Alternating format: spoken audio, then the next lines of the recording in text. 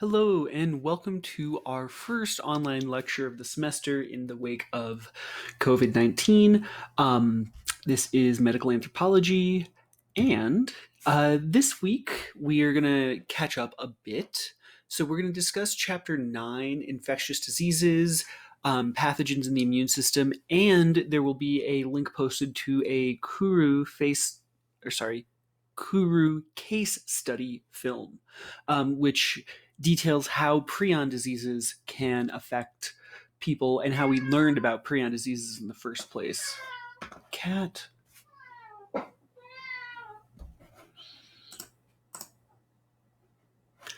So, an infectious disease is any disease that's caused by a microorganism and it uses the resources of a different individual, of a separate organism, to reproduce, mature, go through its life cycle. Sorry about that. My cat is very needy. So these infectious diseases are using the resources of some individual, whether it's a cell, whether it's an entire organism, to reproduce, to take their resources as their own. And this either promotes an immune response or somehow disrupts the normal functioning of an individual. So it's not all microorganisms that live inside someone that are infectious. In your body, microorganisms outnumber the human cells. It's about 10 to 1. Granted, most of those are endosymbionts. They are bacteria that live in your intestines and provide benefit to you because they help you digest your food. Without those endosymbionts, you can't get all of the nutrition you need out of what you eat. Bacteriophages are also very common in the human body, but bacteriophages are not terribly concerning because they infect bacteria. They're viruses that destroy bacteria that may cause some death, but they aren't going to affect animal cells. They're not going to affect you. So you don't have to worry about them. But they are one of the ways we're trying to fight novel microorganisms like any antibiotic resistant bacteria. Some other things to keep in mind pathogens, organisms, or other biological entities that cause disease. I say other biological entities because there are exceptions to the organism rule with things like viruses and prions. Germs are that is just a generic term for any microorganism that could cause disease, but not necessarily that is currently causing disease. Parasites are an organism that gains energy and or reproduces at the expense of the host. So your endosymbiont bacteria are not parasites. We are not worried about them taking over at your expense because they're commensal. They work with you in order for you to be able to digest your food and them to be able to get some of the energy from that digestion. So now we need to talk about Koch's postulates. Koch was a relatively influential biologist who posited that a pathogen must be found in all individuals with the disease. So you can't say that it is a causative organism or that it is something that is creating a disease state in an individual unless everyone with that condition has that pathogen. The pathogen also has to be able to be isolated and grown in a pure culture. This is one where in the modern day we have modified this because there are some pathogens that cannot exist in a pure lab culture, that cannot grow just in a petri dish. And that would be something like many viruses or prion diseases where they can't actually be grown in a pure culture. But if that disease causing pathogen is isolated and introduced to a healthy individual, it should cause a disease state in that individual, and it should be the same disease state. It should not be that one person gets a sore throat and the other person's hand falls off, unless there is some other explanation for why those two different outcomes are coming about. And lastly, you should be able to isolate the pathogen from that new individual, that individual that you intentionally affected, and then grown in a pure culture again. So it's really refining and making sure that what you are claiming causes the disease is actually a cause. When we look at infectious diseases, there are non-cellular and thus non-living infectious diseases, and those are our viruses and our prions. Viruses are generally some kind of nucleic acid, so either DNA or RNA in a protein sheath or a protein lipid sheath, which then allows them to travel between single-celled organisms or single cells of a larger organism and infect those new cells. Prions, on the other hand, prions are a type of protein, and instead of actually infecting and reproducing at the expense of the host organism, they attack other proteins and cause similar proteins to misfold and fold in a way that no longer fulfills their function in the organism. We do have unicellular bacteria. Generally, these are eubacteria, not archaebacteria. Archaebacteria are a domain of life that generally lives in more extreme conditions. So think extremely salty areas like the Dead Sea, or extremely dry areas like the Atacama Desert. Those are places where you would find archaea, and generally we don't find those as pathogens. They're generally eubacteria or the true bacteria, because they live in more human-like conditions or animal-like conditions, and so we see them more frequently. We also can see protists. Protists are a large grouping of organisms. They're not really a separate kingdom of life. They're instead a collection of kingdoms. Last article I saw had about 23 different kingdoms grouped under the term protists, but there are unicellular protists, so things like malaria, where the organism, and we often do call it a microorganism, but it's not truly a bacteria. It is a protist. It does have those extracellular components, such as a nucleus and things like mitochondria. And we also do have multicellular infectious diseases, and those are generally fungi, things like thrush or athlete's foot. Those are types of fungi that will infect the human body. They can be unicellular or multicellular, but generally we don't see plants acting as infectious diseases. But we do often see worms with animals. Worms tend to be a more primitive version of the animal kingdom. They've lost function rather than never having evolved the function in the first place. But they generally will be some kind of intestinal parasite, and will generally hang out there. They'll cause problems if they leave the digestive tract. So viruses are considered one of the simplest pathogens. They're just a protein coat surrounding a some kind of nucleic acid, whether it's DNA or RNA. So either DNA or RNA can be used by the virus directly, but both will be used indirectly when it infects the host organism. These are not considered alive because they have to infect a host, and they don't have the ability to carry out any kind of metabolic processes or reproduction on their own. This is a broad statement, and this is not entirely accurate. As we learn more, we learn all of the exceptions to our wonderful rules. And in this case, there are some viruses, particularly megaloviruses, that have more of those functions, but still cannot reproduce without a host organism. Generally, there are two types of pathways a virus can use to infect a host organism. It can be the lytic cycle, which is that top cycle where the bacteriophage infects the bacteria cell. It adds its DNA in a little ringlet, generally speaking, and that ringlet will cause the host to produce many other copies of the viral genome.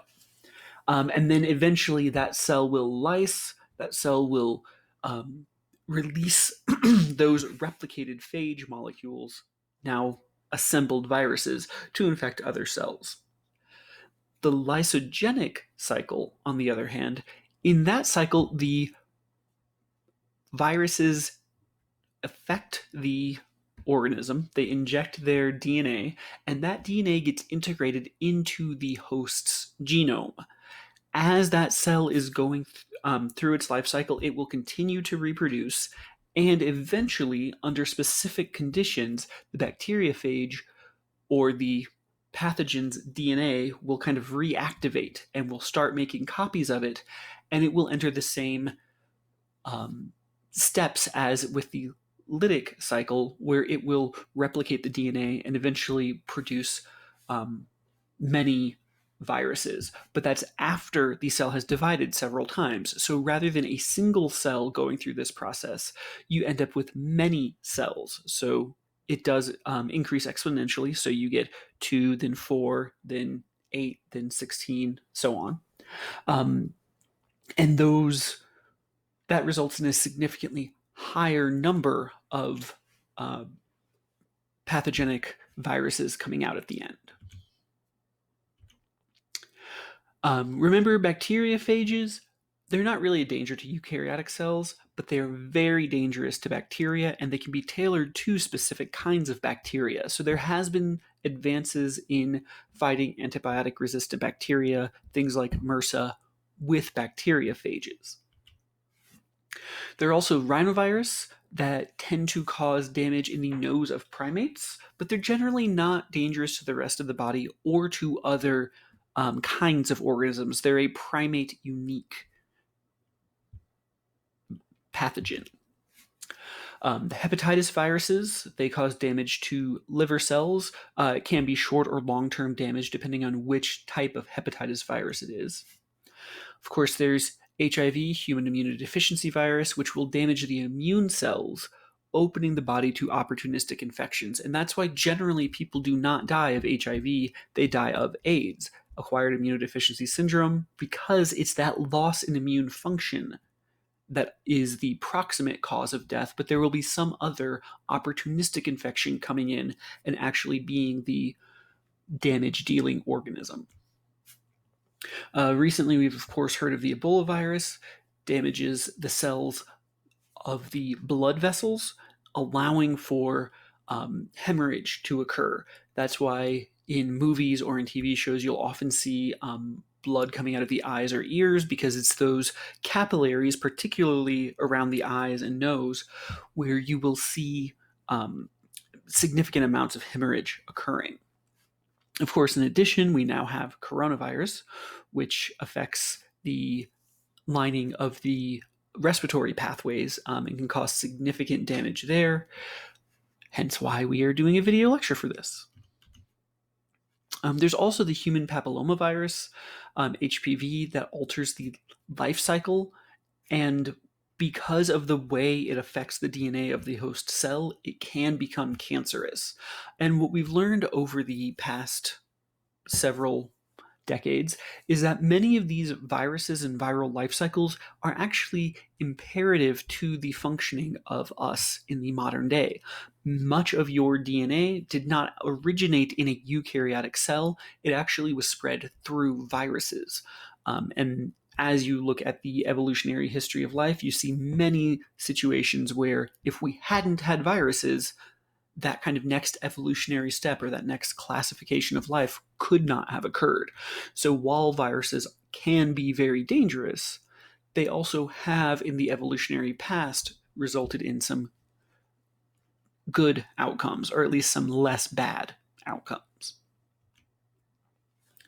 Bacteria, another form of infectious disease, they're generally single-celled prokaryotes. Typically, again, eubacteria, not archaea. Archaea tend to be extremophiles and thus would not exist in the human body. Most bacteria we classify by shape. So we have cocci, which are spherical, bacilli, which are rod-shaped, and spirochete, which are spirals. There are other types and there are other classifications that come into play, particularly when you look at different strains of a given bacteria. There are aerobic, oxygen-dependent bacteria, and there are anaerobic, oxygen-independent bacteria. And generally, we are more concerned when we have anaerobic um, bacteria that somehow become pathogenic because they are a bit harder to get out of the body. The oxygen dependent organisms, are not going to exist in any body tissues that are not well oxygenated. Anaerobic could be in oxygenated tissues or they could be in non-oxygenated tissues. You could have them in deep puncture wounds, for instance. Two most common infectious bacteria are Staphylococcus and Streptococcus. So those are those cocci, spherical shaped groups. And those are those result in both staph and strep infections. Staph aureus, it produces toxins that kill tissues, and so it can result in necrotizing fasciitis, streptococcal shock syndrome, and several other very negative outcomes.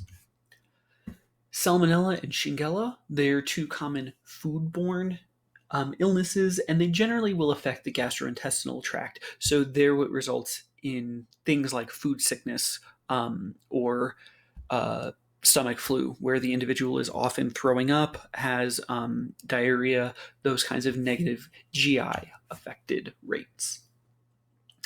We have cholera, Vibrio cholerae. It infects contaminated water and is spread as cholera or extreme diarrhea. And yes, when an individual is affected by cholera, generally it's because the drinking water is not kept fully separate from the wastewater. Clostridium, that is the organism that produces botulinum toxin, botulinum clostridium, and it can cause either tetanus or botulism, but also is used as Botox, which is short for botulism toxin. So yes, whenever you see a celebrity getting plastic surgery or getting Botox, they're injecting their face with a very, very toxic compound that causes muscle paralysis. That idea, when it's injected into the face, is to keep the muscles, the subdermal muscles, from contracting and resulting in wrinkles. But if that is not appropriately done, if too much is given, if it affects the bloodstream instead of the tissue, you can get the paralysis of heart muscles, which, yes, will result in death. Another type of bacteria that we have a long history with is Yersinia pestis, which is the causative organism of the Black Plague or Black Death. Different strains of Yersinia pestis can cause bubonic plague or pneumonic plague. Bubonic plague is the one where it affects the lymph nodes and you get large black swellings, which is where the term Black Death comes from, and bubonic comes from those bubos or those large swollen lymph nodes.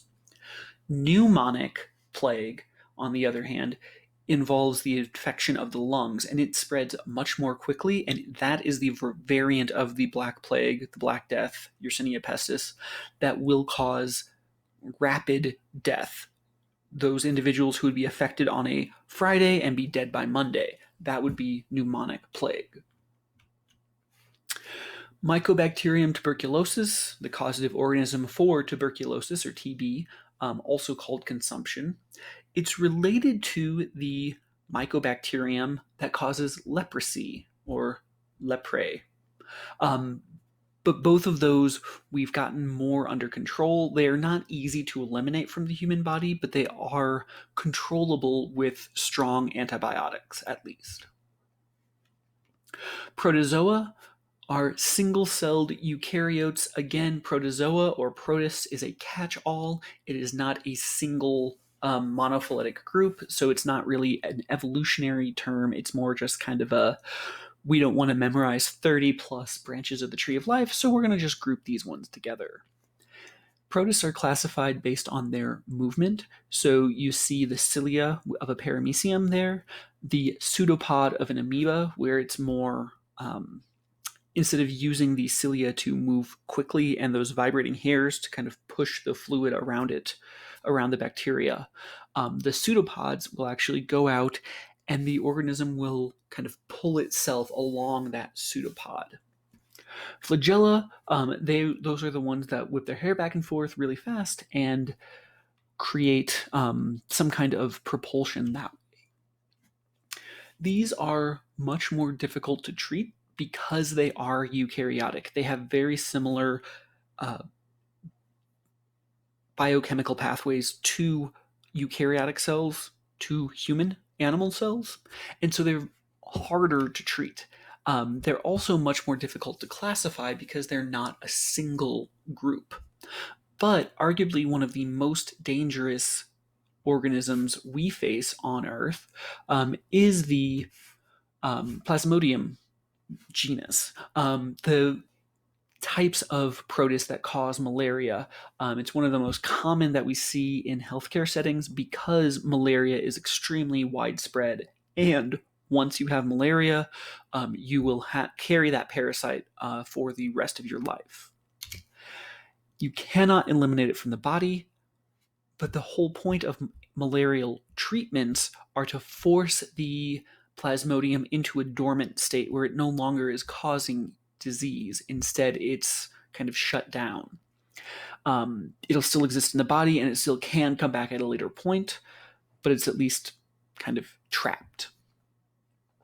Malaria, Plasmodium are responsible for over 1 million deaths per year worldwide, and significantly higher rates of hospitalization and negative health outcomes because of the disease states that they cause.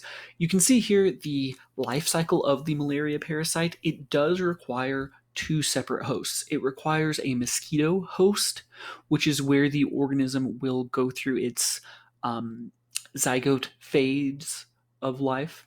It'll go through the in the mosquito's digestive system. When the mosquito bites a human, some of that digestive contents is excreted into the human body, and that's what causes the bumps, and the itching is your immune system reacting to those gastrointestinal leftovers from the mosquito, kind of mosquito backwash. But once that occurs, that allows the parasite to get into the human body, where it will go through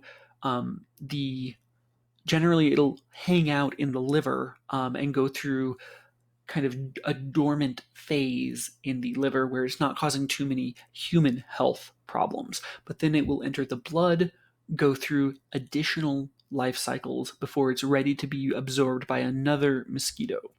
And that's why, rather than trying to address the people infected with malaria, because it has so many different life cycles in the body, and you're really just trying to keep it in a dormant phase of the life cycle, the most efficient way to prevent the spread of malaria is to eliminate the mosquito host, because that's how it transfers between humans.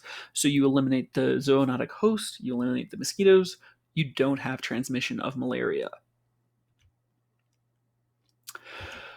Protists can also be things like Giardia, which is a waterborne infectious disease. Generally, it is results in extreme diarrhea that can be life-threatening because of dehydration. And it's common in individuals who hike the backcountry or who are in more impoverished rural settings. Trichinosis is a sexually transmitted disease. It affects the lining of the vagina or the lining of the urethra, and it is also a protist. It is treatable, and thus is not one of those that someone is stuck with forever, but it can be very disconcerting for individuals affected. Trypanosomia, the African sleeping sickness caused by the tsetse fly, which does not actually cause sleeping, but instead disrupts the sleep cycle of an individual. So they will essentially go through extreme sleep deprivation, where they will be narcoleptic, they'll fall asleep randomly, but they are not getting a full sleep cycle in during any of those episodes. And so it can result in significant mental health effects as well. Leishmania caused by sand fleas damages the spleen and liver. And toxoplasmosa. Toxoplasmosa and toxoplasmosis, the disease caused by toxoplasmosa, they're very terrifying for pregnant women. That's why pregnant women should never handle cat feces or cat litter, because it can cross the placental barrier and affect the developing fetus. In adults, toxoplasmosis has been linked with mental health disorders. It's been linked with schizophrenic-like conditions. However, that link is not fully causative. We can't say with 100% certainty yet. They're still developing a model to understand how toxoplasmosis affects the brain, because it is one of those organisms that can cross that blood-brain barrier and kind of lodge itself in the brain. However, when it does that, it does not seem to necessarily kill a human that is infected. What it will do if it affects a rodent, that rodent gets kind of reprogrammed neurologically to, instead of avoid the smell of cat urine, to actually be attracted to it, which of course makes it much more likely that that rodent will get eaten by a cat, and thus the parasite will be able to continue its life cycle. Fungi, there is a video which I'm not going to play for you, but you can see, there's also the video in the bottom right-hand corner on toxoplasmosis. You can watch those on your own time, but this is a individual who was going through chemotherapy and got affected by essentially bread mold. It affected his respiratory system and ultimately destroyed the lining of his sinuses. Fungi generally are not virulent, and infections are limited in scale in healthy individuals. They are not limited in individuals with compromised immune systems, like someone going through chemotherapy.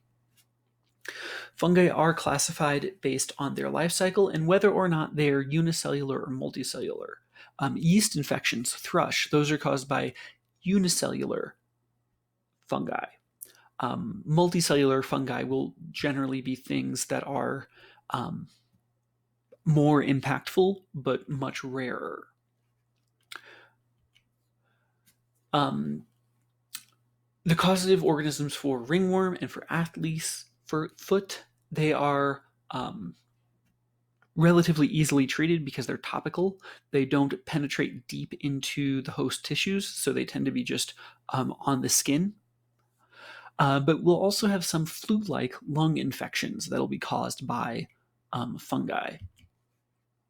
They are even more difficult to treat than protists if a widespread infection does occur, because generally the individual has a compromised immune system or for some other reason has other susceptibility factors. Because they are more like animal cells than even protists, generally the easy broad spectrum things that would kill a fungi will also kill the host. So definitely not ideal if you're trying to treat the individual. Worms, they are a diverse taxon of multicellular animals.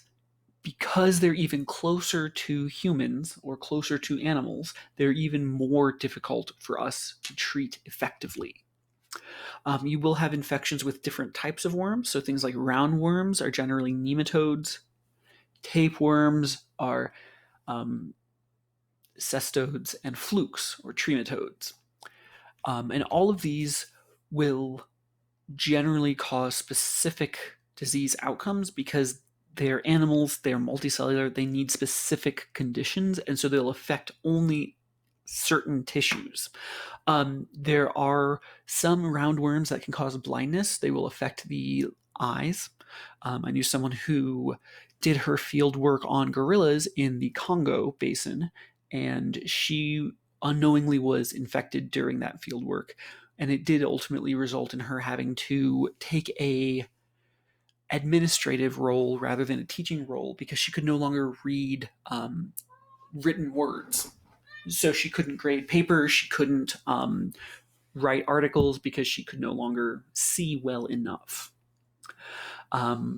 Wucheria causes elephantitis. So if you've ever seen pictures of the elephant man or pictures of someone suffering from elephantitis, that is caused by a worm that affects the lymph nodes. It blocks the lymph system so the tissues cannot drain properly, and so there's a buildup of pressure resulting in that swelling. Dracunculus lives under the skin.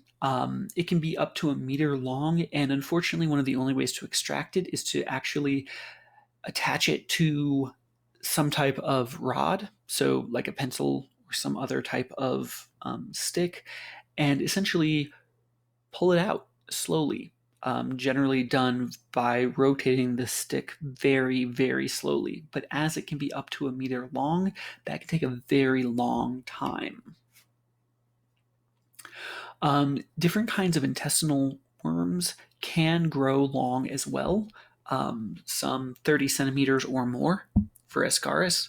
And these generally will result in reduced body weight, not because of something positive, like they're taking up extra nutrients, but they'll actually result in malnutrition as well because they'll absorb necessary nutrients. So the individual will no longer be able to absorb those critical nutrients that they need from their food. There's also flukes that cause abdominal issues, and some that are found in freshwater snails. Generally, these worms can be killed by heat. So when you cook food, oftentimes, as long as the food is fully cooked, the risk of infection from any kind of worm is greatly reduced, which is why you have in food, in the restaurant industry or in food prep and food safety, you have certain temperatures that food has to be held at, and that's to prevent the spread of these kinds of worms. Now for arguably, at least in my opinion, the most terrifying of all of these infectious organisms, prions. Prions are proteins. They have no nucleic acid, they have no genetics, they have no cell wall, they are just free-floating proteins. But they are known to cause several disorders, including bovine spongiform encephalopathy or mad cow disease, also Creutzfeldt-Jakob disease, the same disease, it just goes by several different names. It causes scrapie in sheep, which is similar to bovine spongiform encephalitis, but found in sheep instead of cows. And more on these in a minute, but generally, prions will be produced either by an organism through some accident of genetics or physiology, or they will affect an organism. So they might come in through an infected sheep or cattle. And those prions will interact with regularly normal, typical proteins, and they'll change the shape of those proteins to be more like them. So essentially, they're zombie proteins. They'll go and infect another protein, that protein folds, and then those two proteins, the original and the new prion, will go off and affect additional proteins. More on just why they are so terrifying in this week's film. So how do pathogens spread?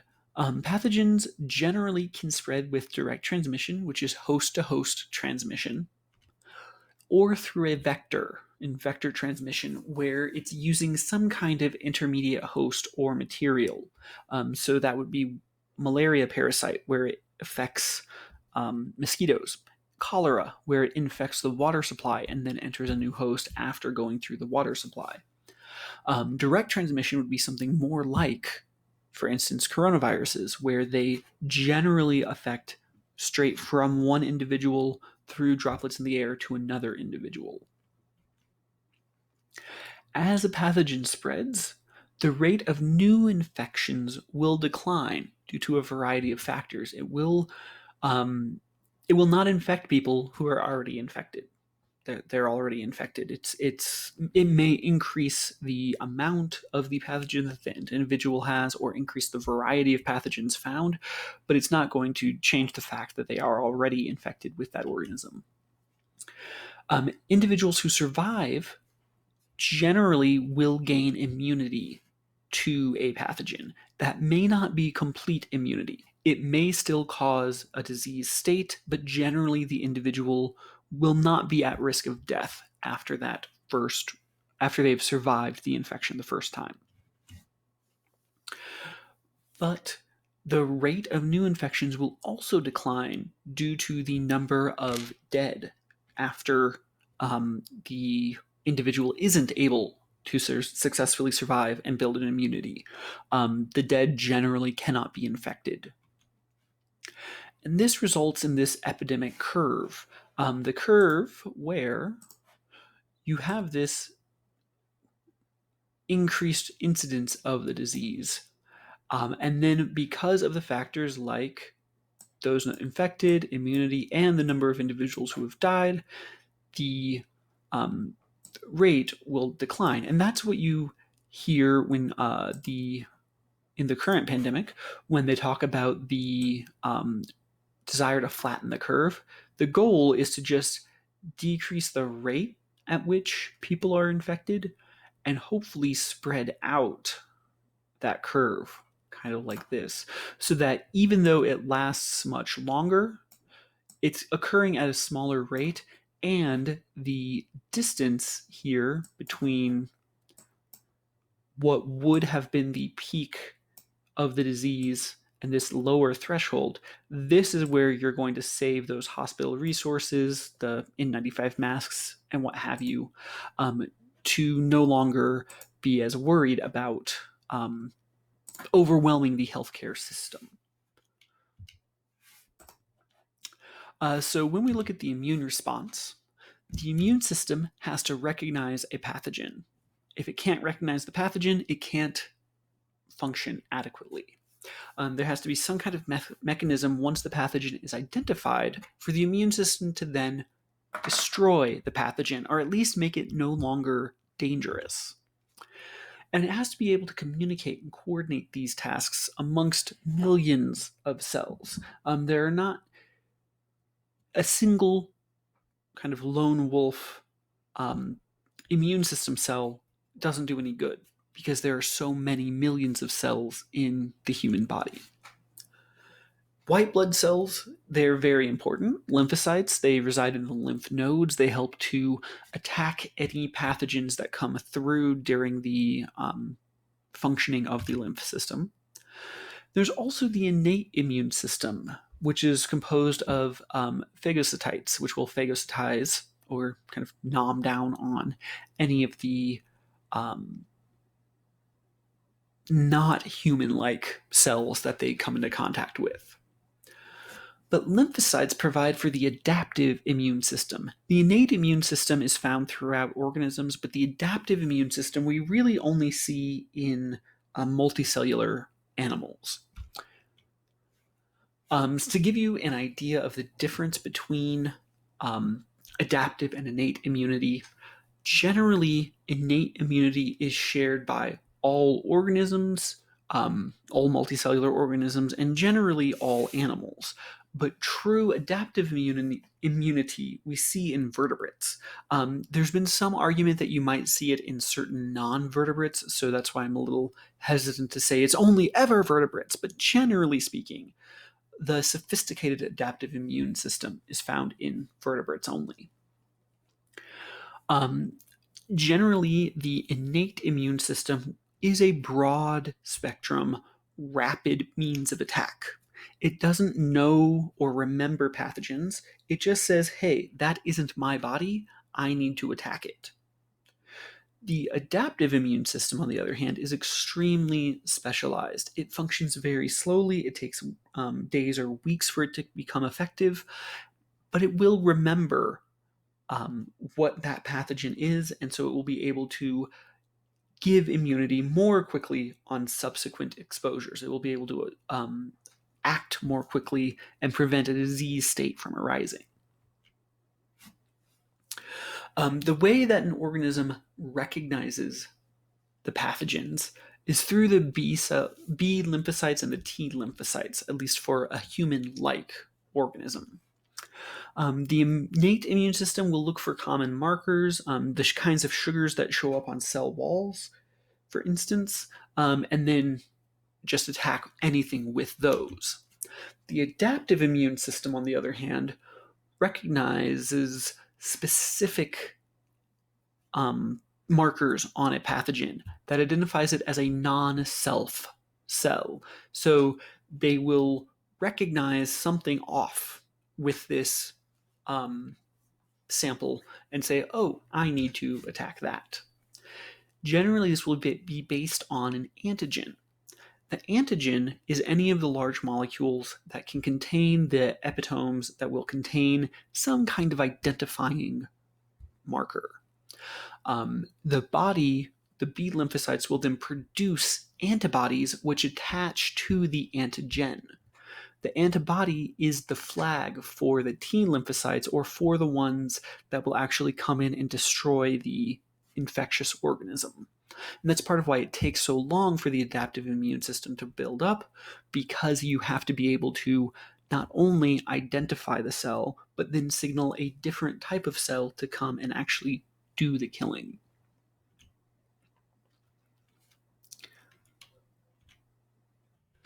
MHC, the major histone compatibility complex, this has also been called the human leukocyte antigen, or HLA, and this is what is responsible for you being able to identify cells in your body that are yours. This is where you'll see negative outcomes for organ transplants, because the MHC, or the HLA complex, is not identical between individuals. It provides enough variation that it can result in the immune system rejecting a transplanted organ, which is why you have to go through a strict matching process to be able to find who is compatible. And when we find those compatibilities, generally they are not perfect. They will require some amount of immunosuppression so that the person doesn't reject that new organ.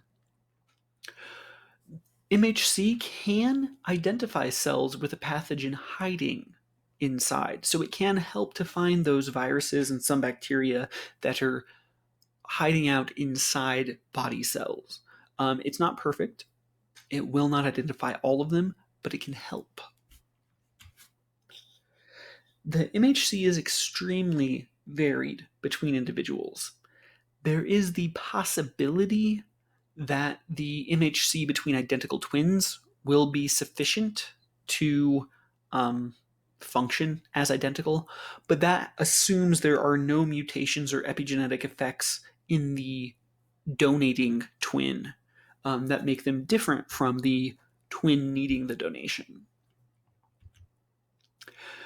Interestingly, the MHC also plays a role in attraction from meta-analyses and large-scale data that we've collected. Generally, you want a partner that is similar, but not too similar. And we think that's because similarity reduces the risks of complications during fetal development. But if the individual is too close, then you have the risk of inbreeding, or of the genetic relationship between those two individuals being too similar. It increases the risk of recessive traits being expressed, so things like hemophilia, etc.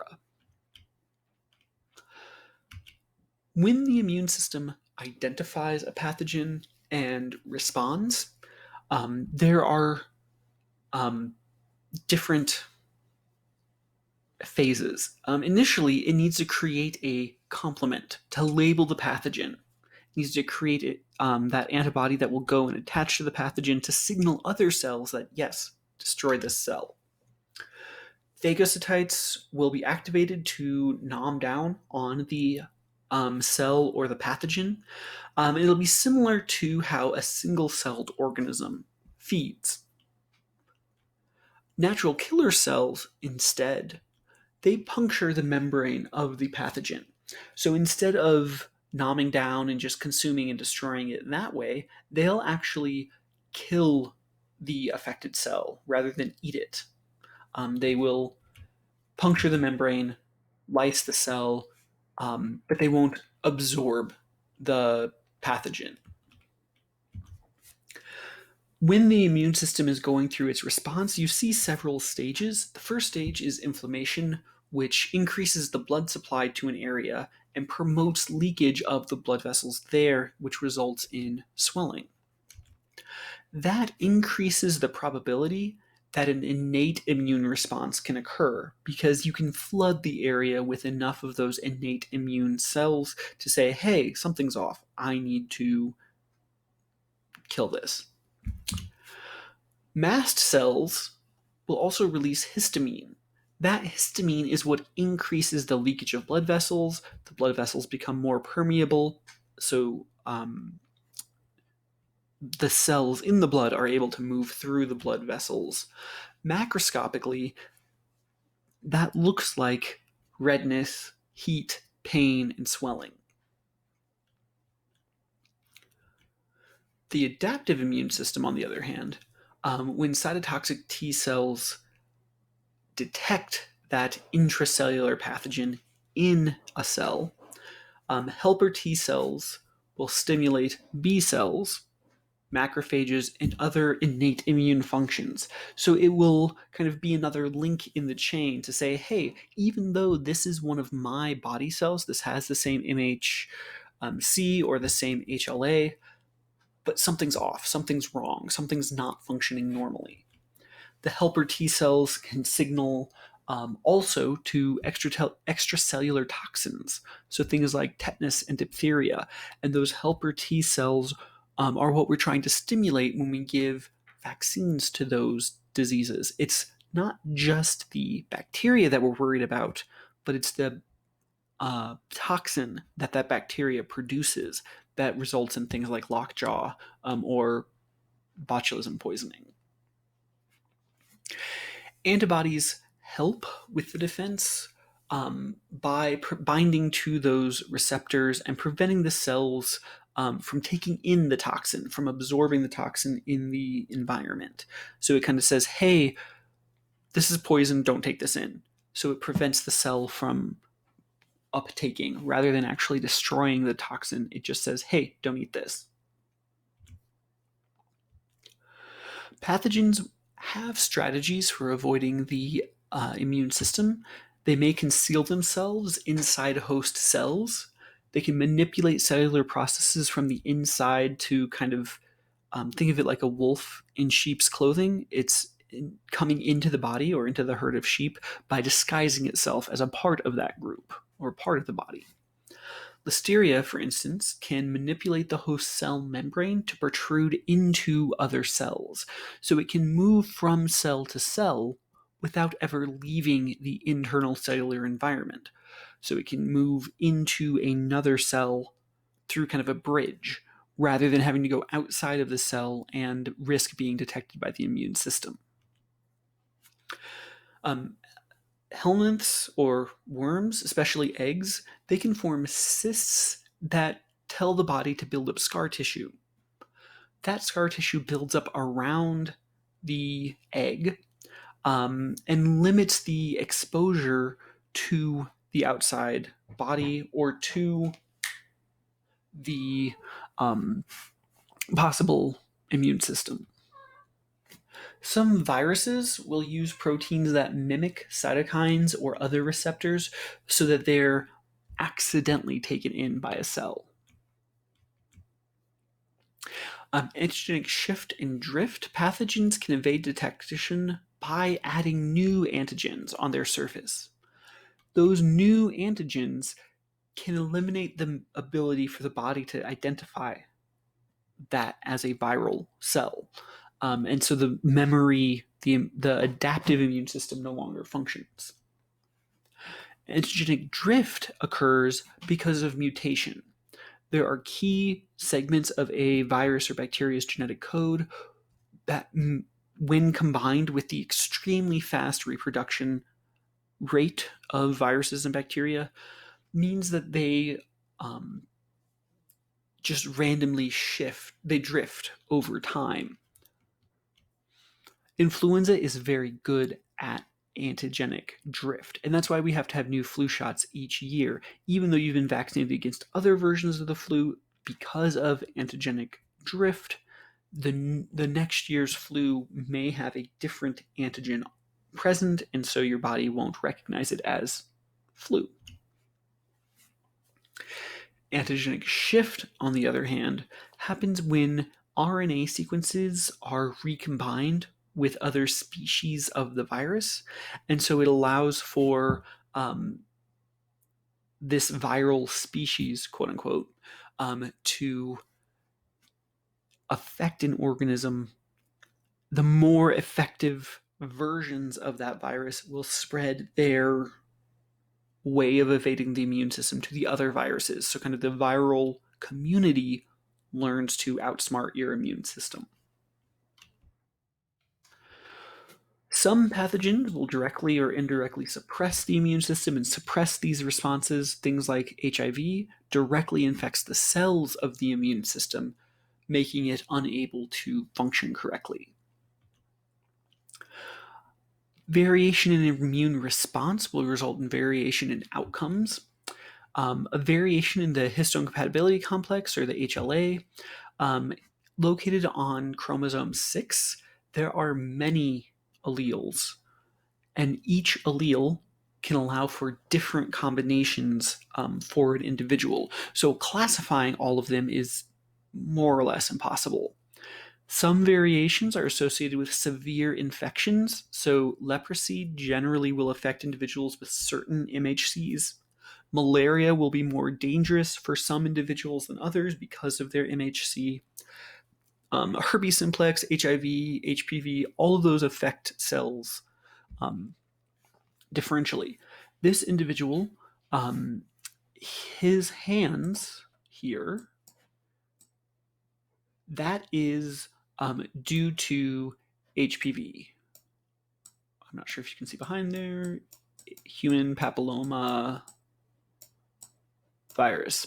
And his MHC is not well adapted. It cannot fight off HPV as well. HPV can cause warts, which is essentially tree man syndrome, or this thickening of his dermal tissue. These actually had to be removed surgically multiple times. It's rare, but that is just a variation in MHC. It's not some kind of terrifying infection or anything. It's just a variation in his immune system that makes him very susceptible to HPV.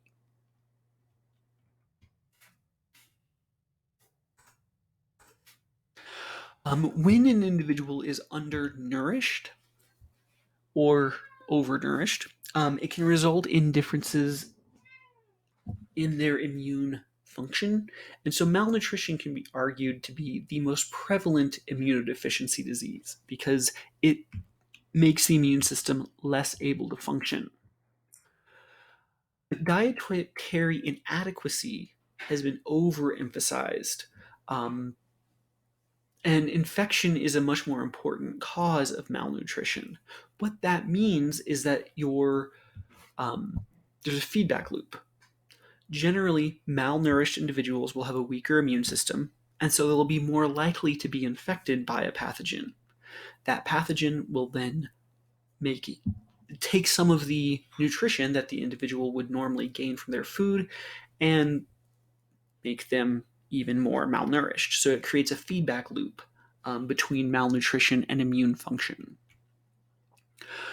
Malnutrition isn't only undernourishment, though. Remember that obesity and other conditions can result in things like type 2 diabetes, other health outcomes. It could also increase the risk of certain cancers or increase the risk of certain secondary conditions, which lessen the functioning of the immune system.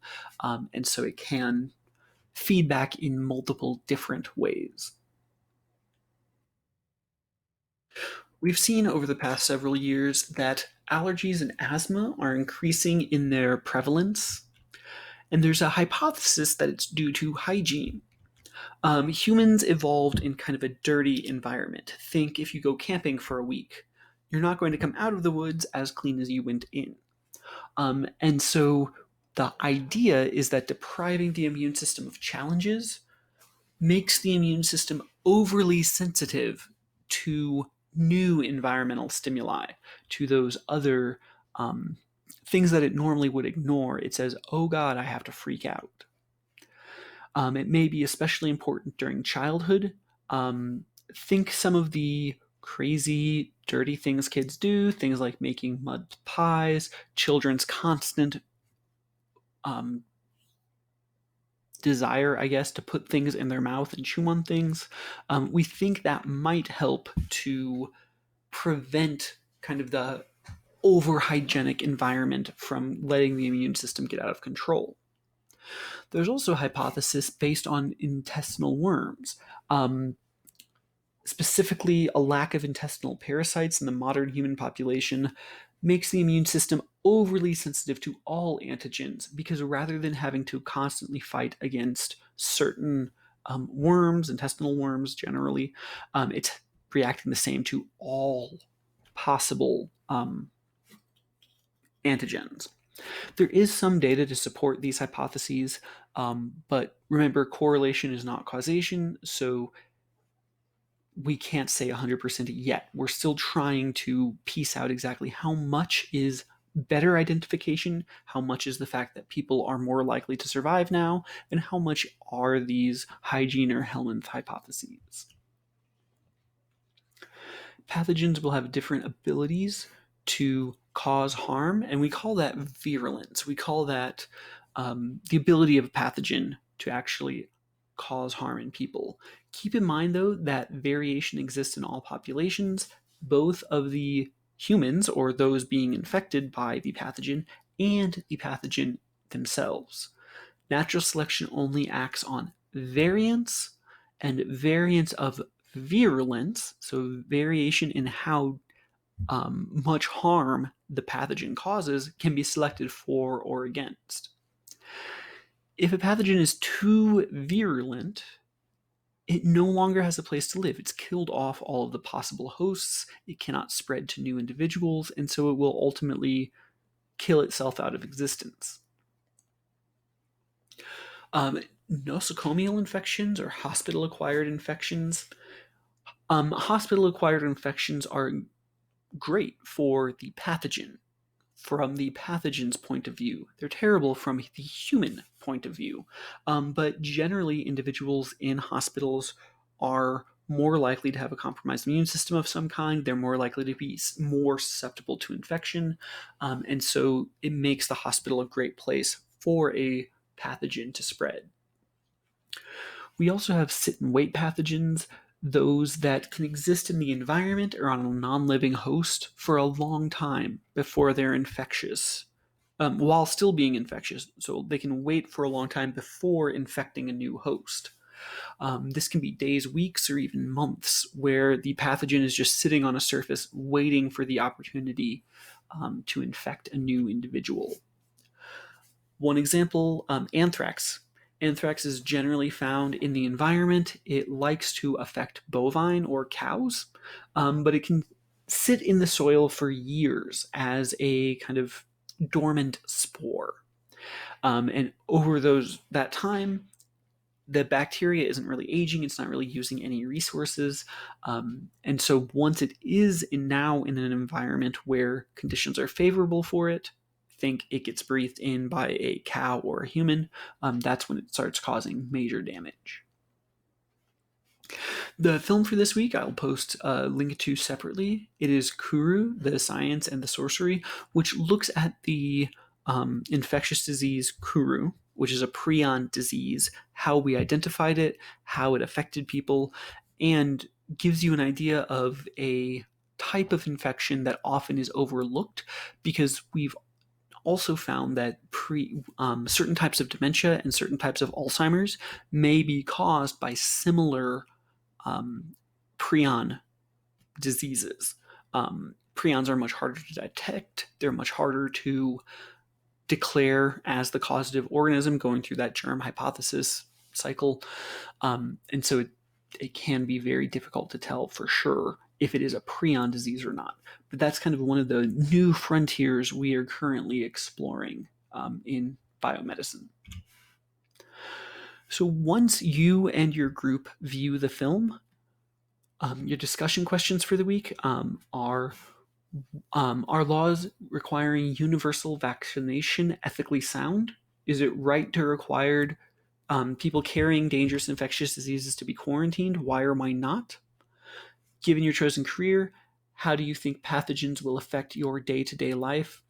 What cultural practices may increase or decrease the spread of infectious diseases in your chosen workplace? What pathogens will you need to be particularly aware of? And what methods could you use to reduce their spread? Because of the current state of affairs, do feel free to reference COVID-19, current WHO, CDC guidelines for COVID-19, but please try to branch beyond only COVID-19. Find another pathogen and compare or contrast. So, for instance, it could be COVID-19 and Yersinia pestis, or the plague. It could be COVID-19 and smallpox, and the difference in how we approached those two. But again, keep in mind only about 1 to 2 pages, and wherever you guys end up going is okay. This is going to be an interesting discussion. So with that, I'm going to wrap up this first lecture. Let me know, as always, if you have any questions. I will be having those virtual office hours during our normal class time, so I'll be on Tuesday and Thursday to help out however I can. Stay healthy.